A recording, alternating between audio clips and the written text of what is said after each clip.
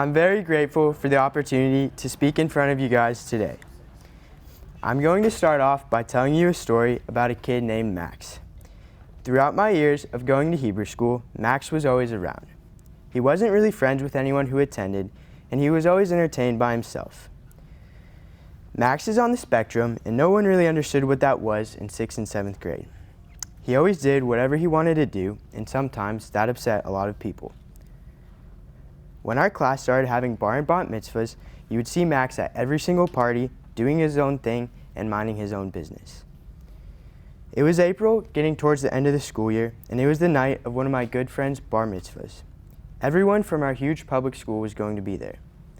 The night started off great, and everyone was having a blast, until 4 boys started making fun of Max. I was walking past the dance floor, and I couldn't believe my eyes. I didn't think much of it, but then I noticed Max looked very uncomfortable. The boys all started laughing, and Max stormed off. I followed Max, and I found him in a hallway, sitting on the floor. I've never had a meaningful conversation with Max, but I felt like changing that. I said 4 words to him. "Hey, how are you?" We started having a normal conversation, and it seemed like we'd been friends forever. I didn't ask him about the boys, because once we started talking, it really wasn't necessary.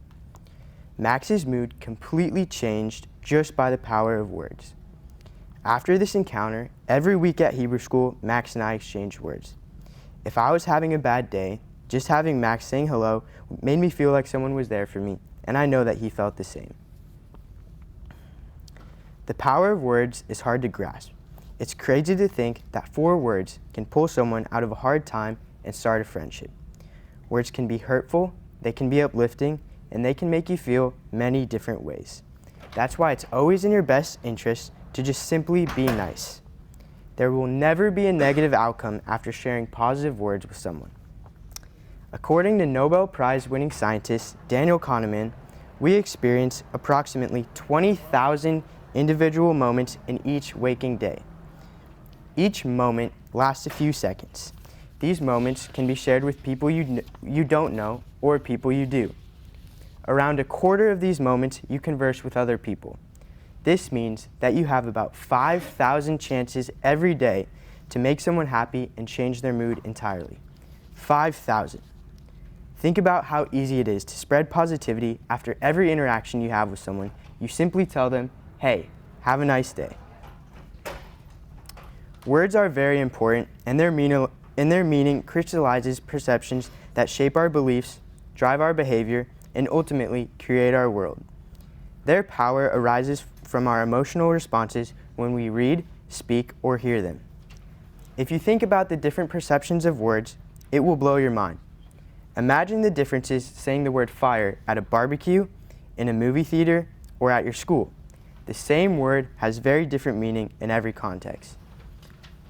It might seem like a stretch to say that a few words can change the world, but it's true. Simple things can make impacts that you wouldn't even imagine. So take advantage of your 5,000 chances every day. I have one more story for you, and it's about a woman named Sarah. This is a true story that my grandma told me when I was little. Sarah lived in Germany in the 1930s with her husband and 2 small children. She wanted to get out of the country with her family to escape the Nazi menace. Upon searching and searching for a way to get out, there were no answers. However, word reached her family that there were some visas Jews could get a hold of from an office in Berlin the next day. Her husband had to work, so after finding someone to watch the children, Sarah boarded a train the next morning for the hour-long ride in the heat of summer, hopefully to get what she needed for her family. When she arrived in Berlin, she took a cab to the address she had, where the visas were said to be available.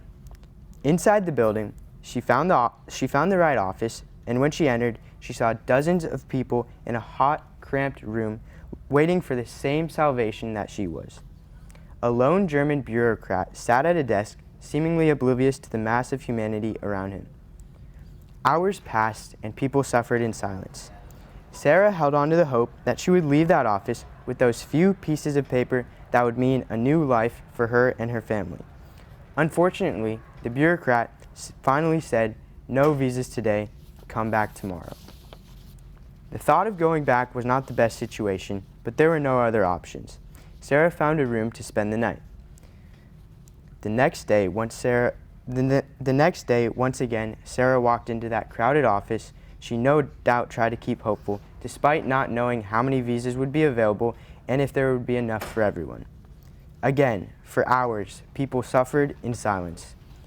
The bland bureaucrat remained silent as well, as he did paperwork and ignored the people around him. The silence was broken by another loud pronouncement by the bureaucrat. His words brought instant heartbreak to those assembled. There are no visas, everyone must go home. After the shock of his words was absorbed, people responded by letting out their pent-up emotions. Sarah felt the same way, coming all this way for nothing and having to make the long trip home. Did Sarah join in with a group of people yelling at the bureaucrat? If so, who would blame her? What she did, though, was quite different. She wended her way slowly through the crowd and walked right up to where the bureaucrat was sitting. She leaned over to him and said, "I want to thank you for all of your time. Have a good day." Then, she slowly turned from him and walked out the door. She walked down the hall with whatever strength she could muster. Almost at the stairway, when she heard the loud clacking of shoes running towards her, she turned and saw that it was the bureaucrat, and he was holding pieces of paper in his hand. "I have these visas I can give you," he said. And that's how Sarah was able to get her family out of Europe.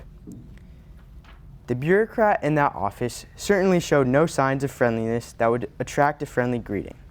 But what she did have, unbeknownst to everyone there, was a handful of visas. So few for so many people that she decided to not give any of them away. Sarah didn't approach her with her cheerful greeting because she wanted something from her. She probably did it because that's the way she was brought up, and she wasn't going to change now. Between Max and Sarah, it's clear how words can change the world. My words with Max changed his world around, as he did with me. Changing one person's life and making them see the good in the world is, in fact, changing the world.